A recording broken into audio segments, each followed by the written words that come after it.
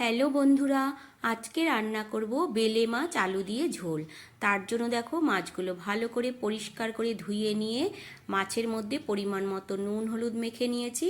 কড়াইয়ে সাদা তেল গরম করে নিয়ে এবার একে একে মাছগুলো ভেজে নিচ্ছি। লাল করে ভাজা হয়ে গেছে, এবার তুলে নিলাম। এইভাবে সব মাছগুলো একে একে ভেজে নিচ্ছি। দেখো, সব মাছ ভাজা হয়ে গেলে তারপর তুলে নেব। মাছ ভাজা তেলের মধ্যেই দিয়ে দিচ্ছি কেটে রাখা আলুগুলো সব দিয়ে দিলাম। সব আলু দিয়ে তারপর এর মধ্যে দিয়ে দেব পরিমাণ মতো নুন হলুদ। তারপর আলুগুলো লাল করে ভেজে নেব।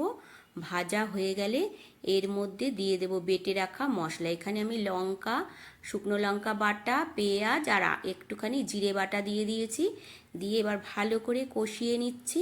কষানো হয়ে গেলে তারপর এর মধ্যে দিয়ে দেব পরিমাণ মতো জল। এবার ঝোলটাকে ভালো করে ফুটিয়ে নেব। ঝোল ফুটে গেলে তারপর এর মধ্যে দিয়ে দেব ভেজে রাখা মাছ। দেখো, সব মাছগুলো এইভাবে দিয়ে দিচ্ছি, দিয়ে আবারও একটুখানি ফুটিয়ে নেব। মাছ দিয়ে ঝোলটা ভালো করে ফুটিয়ে নিয়েছি। এবার ওপর থেকে ছড়িয়ে দিচ্ছি ধনেপাতা কুচি।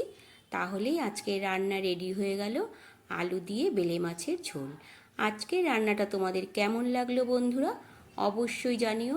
আর ভালো লাগলে একটা লাইক কমেন্ট করে দিও।